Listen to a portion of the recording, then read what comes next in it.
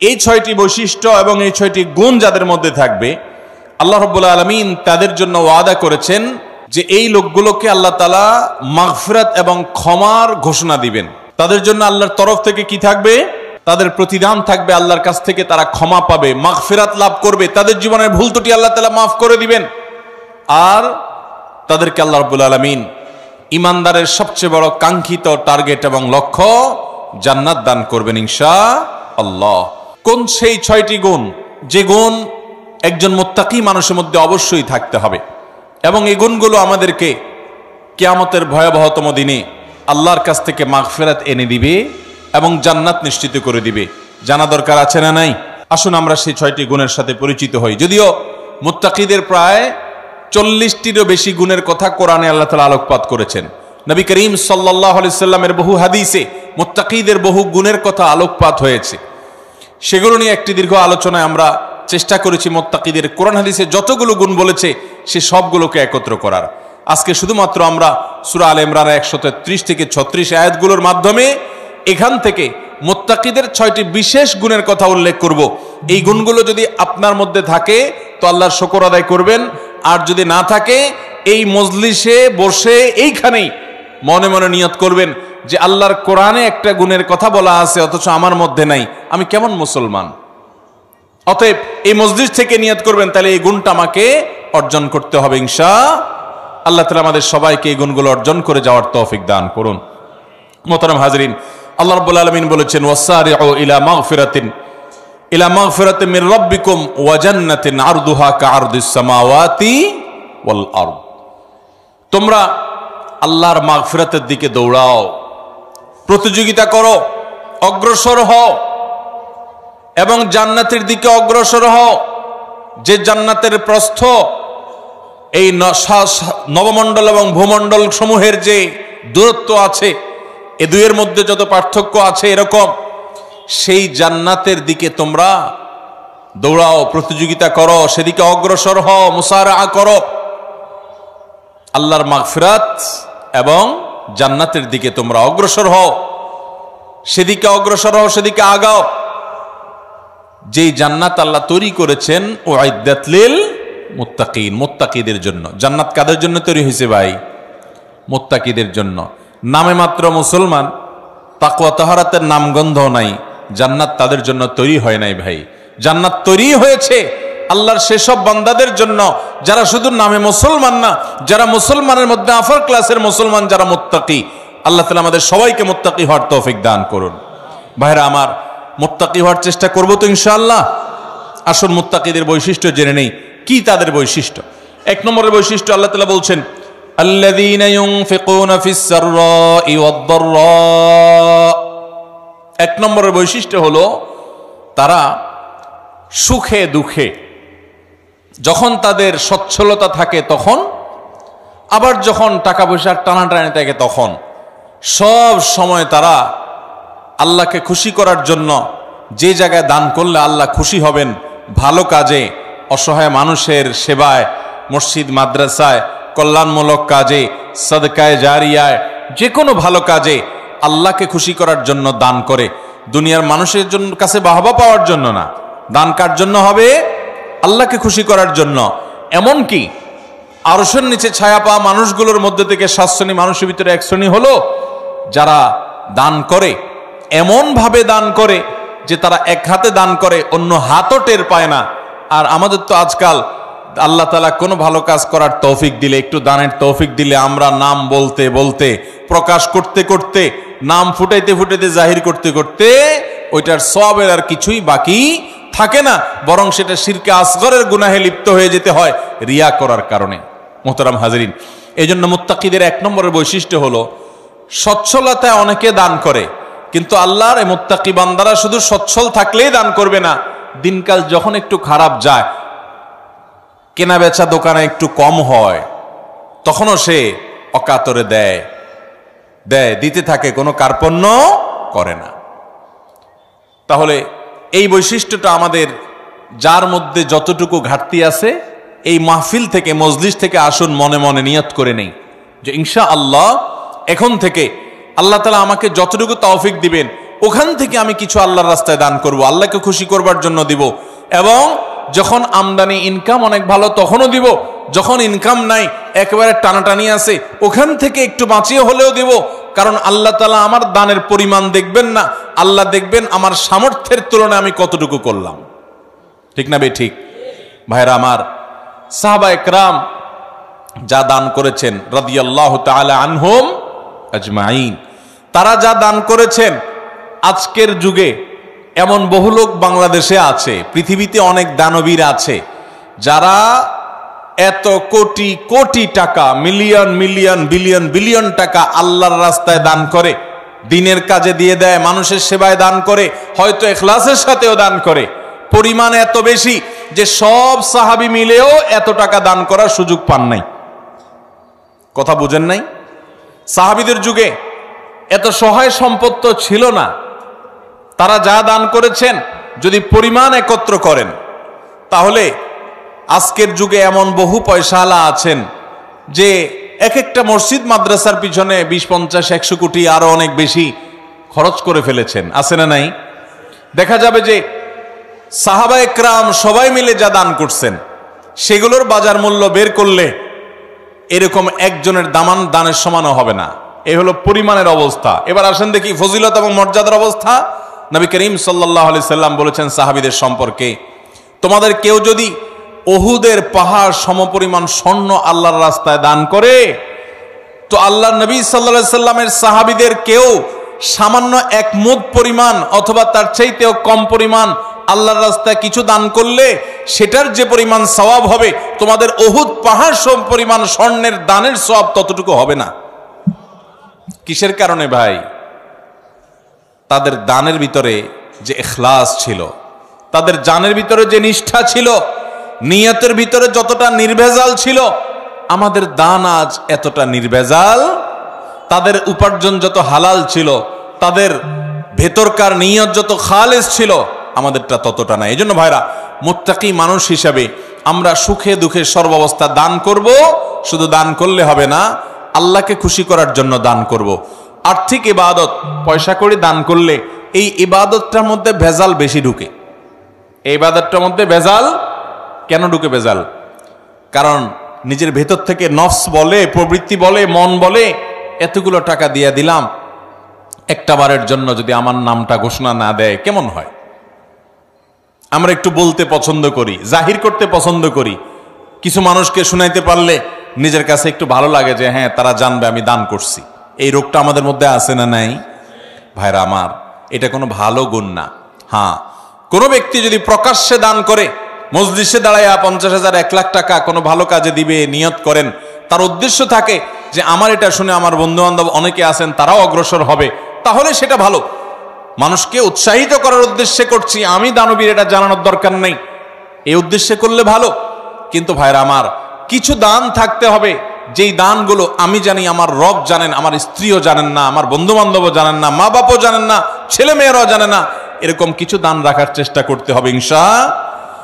আপনি গোপনে গোপনে একজন গরিবকে নিয়মিত টাকা পয়সা দিয়ে যান, একটা গরিব ফ্যামিলিতে নিয়মিত কিছু চাল কিনে দেন, নিয়মিত কিছু ভালো কাজ করেন, একটা মাদ্রাসায় কিছু টাকা নিয়মিত দেন।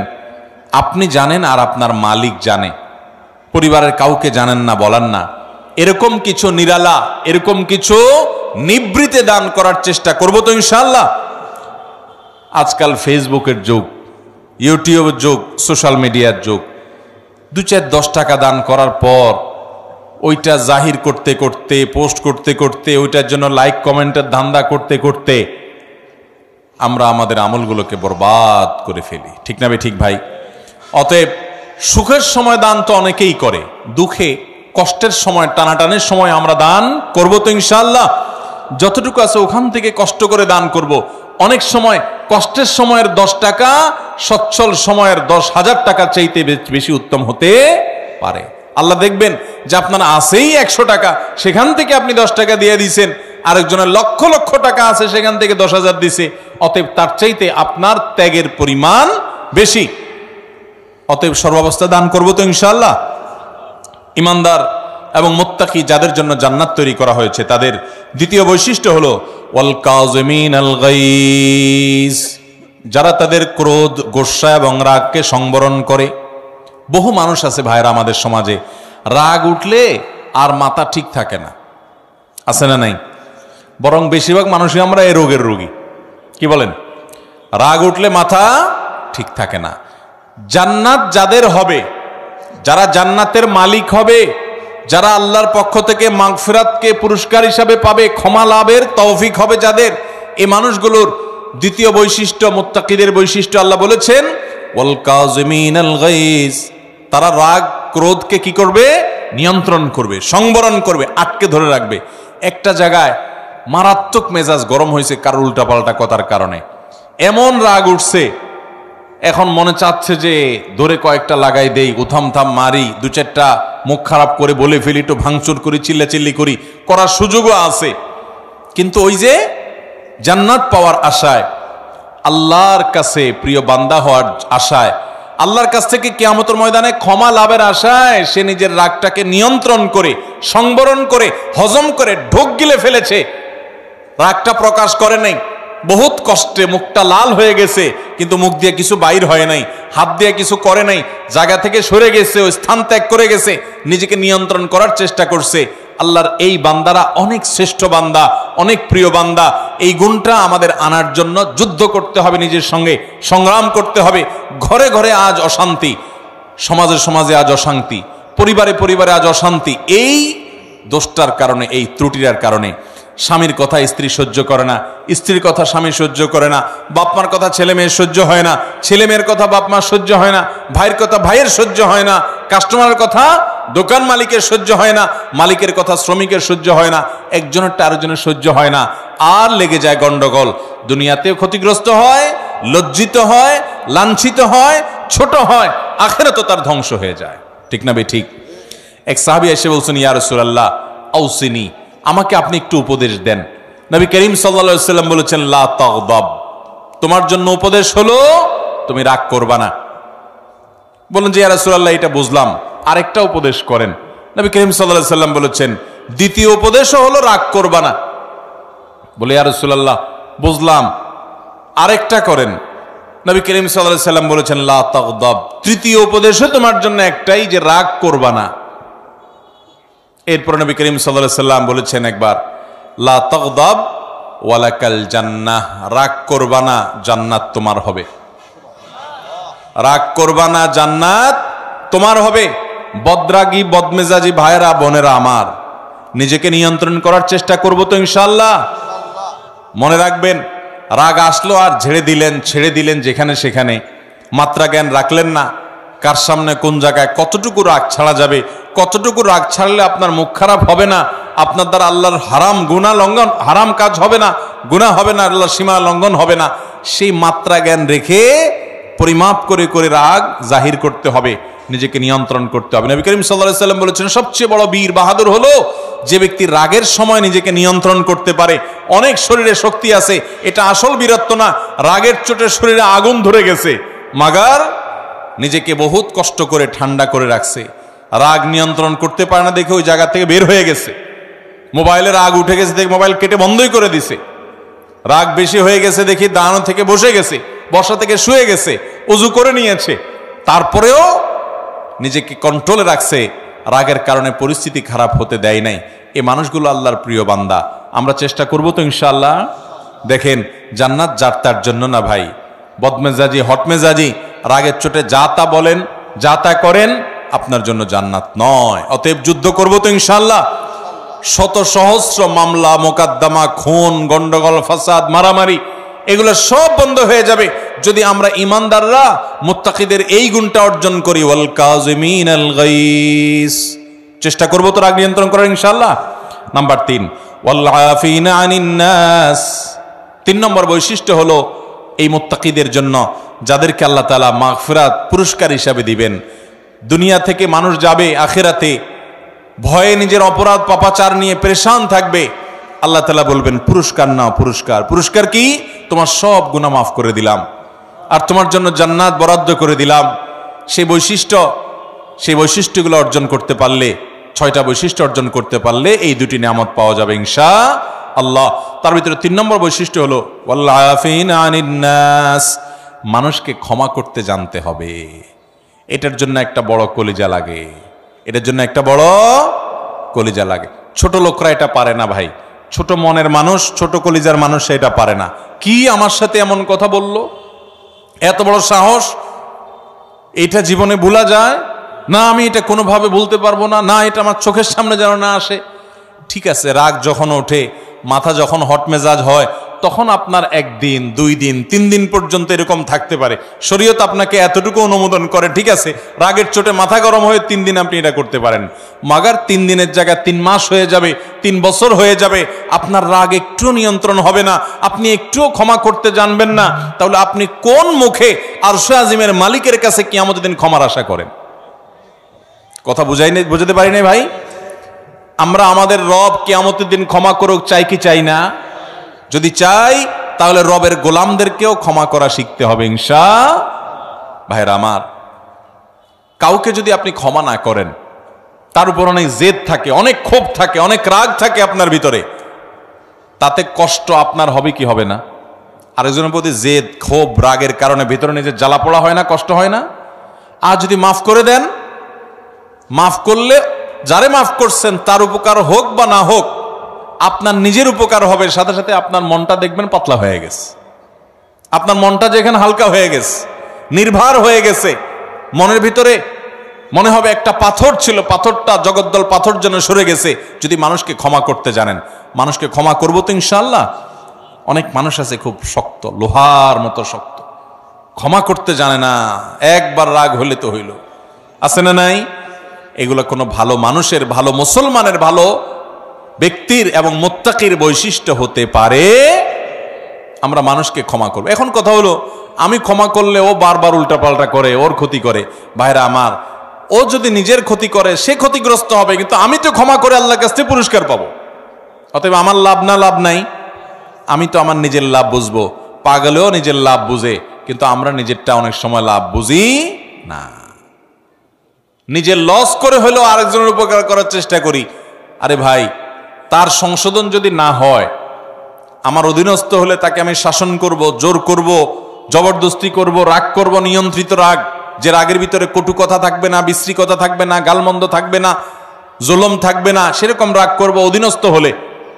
কিন্তু সেটাও নিয়ন্ত্রিত রাগ হতে হবে। আর মনে রাখতে হবে, ক্ষমা করতে জানলে আল্লাহ ক্ষমা করবেন ইনশাআল্লাহ। কোন এক সালাফ, তার অধীনস্থ বারবার একই ভুল করে, বারবার একই ভুল করে, তো এতবার একই ভুল করার কারণে উনি রাগ হয়ে বলছেন, তোমাকে কতবার আর ক্ষমা করবো এই একটা ভুলের কারণে? তখন সে কানে কানে ওনাকে বলছেন, কিয়ামতের ময়দানে আল্লাহর কাছে দুনিয়াতে একই পাপ যতবার করার পরও মাপের আশা রাখেন, আমাকে ততবার করলেই হবে। আল্লাহ তাআলা আমাদেরকে মানুষকে ক্ষমা করার মতো উদার মন মানসিকতা লালন করার তৌফিক দান করুন। তাহলে মুত্তাকিদের 3 নম্বর বৈশিষ্ট্য হলো ওয়াল আফিনা আনিন নাস, যারা মানুষকে ক্ষমা করে।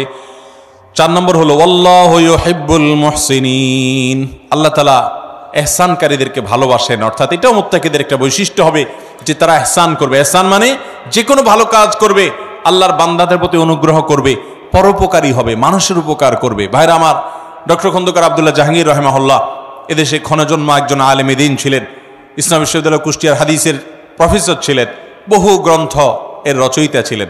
স্যার রাহিমাহুল্লাহ বলেছেন যে আল্লাহ তাআলা আমাকে কোরআন হাদিসের যতটুকু ইলম দিয়েছেন, দেশে বিদেশে বিভিন্ন ইউনিভার্সিটিতে মাদ্রাসায় দীর্ঘকাল পড়াশোনা করে, শিক্ষকতা করে, ইউনিভার্সিটিতে হাদিস পড়ায়, যতটুকু আমি কোরআন হাদিস এবং ইসলামের বই পুস্তক পড়ে ইলম অর্জন করেছি, আমি বুঝেছি গোটা ইসলামের জিস্ট 2টা কথা। তার একটা হলো আল্লাহর প্রতি ঈমান আনার পর এবং আল্লাহর মৌলিক মোটা মোটা ফরজ বিধানগুলো মানার পর আল্লাহর জমিনে যে আমলটাতে আল্লাহ সবচেয়ে বেশি খুশি হন, সেটা হলো কোনো মানুষ যখন কোনো মানুষের উপকার করে। আর দ্বিতীয় কথা যেটা শুনলাম, বুঝলাম কোরআন হাদিস থেকে, সেটা হলো যে কুফরির পর, বড় বড় কবিরা গুনাহগুলোর পর আল্লাহ সবচেয়ে বেশি নাখোশ হন, অসন্তুষ্ট হন বান্দা যখন আরেকজনের ক্ষতি করে, ক্ষতি করার চেষ্টা করে, পিছে লাগালাগি করে। ভাইরা, এই রোগটা, মানুষের পিছে লাগার রোগটা আমাদের মধ্যে আছে না নাই? আছে। অযথা দেখবেন মহিলাদের মধ্যে রোগ আছে, দোকানদারদের মধ্যে রোগ আছে, রাজনীতিবিদদের মধ্যে রোগ আছে, হুজুরদের মধ্যে রোগ আছে, সাধারণ মানুষের মধ্যে রোগ আছে, যে পিছে লাগ, এর গোষ্ঠী উদ্ধার কর, আছে না নাই? ইমানদার কারোর পিছে লাগবে না ভাই। ইমানদার নিজের চরকায় তেল দিবে। আমার কি হবে কিয়ামতের ময়দানে আমি জানি না। জীবনে 4 রাকাত নামাজ ঠিকমতো নামাজ পড়ে মনোযোগের সাথে খুশুখুশুর সাথে পড়ে আল্লাহর কাছে পেশ করার মতো রেডি করতে পারি নাই। কত ত্রুটি, কত মনোযোগ কোন দিক চলে যায়। সেখানে আমি সারা দুনিয়ার মানুষকে নিয়ে লাগবো, আমার নিজের কি হবে সেই চিন্তা করবে, সেই সাথে অন্যের ইসলাহ করব, মানুষের ক্ষতি করার উদ্দেশ্যে, ছিদ্র বের করার উদ্দেশ্যে, দোষ ধরার উদ্দেশ্যে পিছনে লাগালাগি করা, ধর্মের নামে, ইসলামের নামে আমরা অনেক সময় এক গ্রুপ আরেক গ্রুপের বিরুদ্ধে লাগি কি লাগে না ভাইরা, ফেসবুকে, সোশ্যাল মিডিয়াতে, অনলাইনে, অফলাইনে। তো ইমানদার এটা করবে না। ইমানদার পরোপকারী হবে, মানুষের কল্যাণকামী হবে, ইহসান করবে এবং যে কোনো ভালো কাজ পাইলেই সেটা করার চেষ্টা করবে। আল্লাহু ইউহিব্বুল মুহসিনিন। 5 নম্বর বৈশিষ্ট্য হলো ওয়াল্লাযীনা ইযা ফাআলু ফাহিশাতান আও যালামু আনফুসাহুম যাকারুল্লাহ। যারা কোনো অশ্লীল, অন্যায়, জেনা, ব্যভিচার, অপরাধমূলক যে কোনো কর্মকাণ্ড, কোন একটা গুনাহের কাজ করে ফেলেছে, কারো গীবত করে ফেলেছে, কাউকে কষ্ট দিয়ে ফেলেছে, বা কোন একটা গুনাহ করে ফেলেছে, ওয়াল্লাযীনা ইযা ফাআলু ফাহিশাতান আও যালামু আনফুসাহুম, অথবা নিজের প্রতি নিজে অবিচার করেছে। ভাইরা আমার, আমরা গুনাহ করলে কার ক্ষতি হয়? আল্লাহর ক্ষতি হয়। আল্লাহর কোনো হুকুম লঙ্ঘন করলে আল্লাহর ক্ষতি হয়। আল্লাহর কোনো ঠেকা আছে ভাই? আমরা দুনিয়ার সব মানুষ মিলে যদি একত্র হয়ে সবাই মিলে যদি হারামে চলে যাই, আল্লাহর কোনো লস আছে? আল্লাহর কোনো লস নাই। আর আমরা সবাই মিলে যদি আল্লাহর গোলামি শুরু করে দিই, আল্লাহর কোনো লাভ আছে? আল্লাহর কোনো ঠেকা নাই ভাই। তো এই জন্য নিজে অপরাধ করে, পাপ করে যে নিজের প্রতি অবিচার করি, আও যালামু আনফুসাহুম, নিজের প্রতি যদি নিজে অবিচার করেন, অশ্লীল কাজে লিপ্ত হন, এরকম কোনো কাজ করার পর যাকারুল্লাহ, আল্লাহর কথা স্মরণ হয়, রে আমার সৃষ্টিকর্তা আল্লাহ তো দেখছেন, তার কাছে তো জবাবদিহি করতে হবে, এটা মনে হওয়ার সঙ্গে সঙ্গে ফাস্তাগফারু লিযুনুবিহিম, সাথে সাথে ওই অপরাধের জন্য আল্লাহর কাছে মাপ চায়। ওয়া ইয়াগফিরুয যুনুবা ইল্লাল্লাহ, আর সে জানে আল্লাহ ছাড়া কেউ মাফ করতে পারবে না এই অপরাধ থেকে। এজন্য সে আল্লাহর কাছে ওইভাবে কায় মনোবাক্যে মাপ চায়। এই বৈশিষ্ট্যটা থাকবে যাদের, মুত্তাকিদের, যে কোনো গুনাহ হলে মানুষ হিসাবে গুনাহ হয়ে যেতে পারে, যখনই গুনাহ হয়ে যাবে সাথে সাথে বিলম্ব না করে দ্রুততার সাথে আল্লাহর কাছে মাপ চাইবে। আল্লাহর কথা স্মরণ হবে, আরে আমি তো এটা করতে পারি না, ইমানদার হিসাবে, জান্নাত প্রত্যাশী মানুষ হিসাবে সে আল্লাহর কাছে মাপ চাবে। 6 নম্বর বৈশিষ্ট্য হলো ওয়ালাম ইউসিরু আলা মা ফাআলু ওয়া হুম ইয়ালামুন, এবং একটা পাপ একবার হয়ে গেলে নিজেকে নিজে সে ভৎসনা করে, রাগ করে, নিয়ন্ত্রণ করে, আর সে সেই অপরাধের ধারে কাছেও যায় না। একবার হয়ে গেছে, আল্লাহর কাছে মাপ চাইছে, আর যেন না হয় সেজন্য সে আপ্রাণ চেষ্টা করে। এটা হলো 6 নম্বরের বৈশিষ্ট্য। এই বৈশিষ্ট্যগুলো আবারও আমি এক নজরে বলে দিচ্ছি। নাম্বার 1, যারা দান করে সুখে দুঃখে সর্বাবস্থায়। নাম্বার 2, যারা নিজের রাগ গুসাকে নিয়ন্ত্রণ করে, কন্ট্রোল করে। নাম্বার 3, যারা মানুষকে ক্ষমা করে। নাম্বার 4, যারা মানুষের প্রতি ইহসান করে এবং যে কোনো ভালো কাজ সে করার চেষ্টা করে। নাম্বার 5, কোনো অশ্লীল কাজ করলে, কোনো গুনাহের কাজ করলে, নিজের প্রতি নিজে জুলুম অবিচার করে ফেললে সাথে সাথে আল্লাহর কথা স্মরণ হওয়ার সাথে সাথে সে ক্ষমা চায়, মাপ চায়, ফিরে আসে। আর নাম্বার 6, সেই পাপ কাজ আর কখনো করে না। এই 6টি বৈশিষ্ট্য যাদের থাকবে, আল্লাহ বলেছেন উলাইকা জাযাউহুম মাগফিরাতুম মির রাব্বিহিম ওয়া জান্নাত, এই লোকগুলোর আল্লাহর পক্ষ থেকে কিয়ামতের ময়দানে এই 6টা বৈশিষ্ট্য নিয়ে যদি কেউ যেতে পারে, তো আল্লাহর পক্ষ থেকে সে ক্ষমা এবং মাগফিরাত এটা পুরস্কার হিসাবে গ্রহণ করবে এবং জান্নাত লাভ করবে। তাজরি মিন তাহতিহাল আনহার, যার তলদেশ দিয়ে নহর প্রবাহিত হবে, সেই চিরসুখের ঠিকানা জান্নাত পাবে। খালিদিনা ফিহা, সেখানে সে চিরকাল থাকবে। ওয়া নি'মা আজরুল আমিলিন, আর আল্লাহর জন্য আমলকারী বান্দাদের পুরস্কার কতই না সুন্দর এবং উত্তম হবে ইনশাআল্লাহ। মুত্তাকিদের এই 6টা গুণ অর্জন করার চেষ্টা করব তো ইনশাআল্লাহ। আমি যেটা শুরুতে বলেছি এখন আবারও বলছি, আপনার আমার ভিতরে সেটা আছে না নাই ওইটা রিলেট করি, ওইটা খেয়াল করি, যেটা নাই ওইটা আনার চেষ্টা করি, করবো তো ইনশাআল্লাহ। আল্লাহ তাআলা আমাদের সবাইকে তৌফিক দান করুন।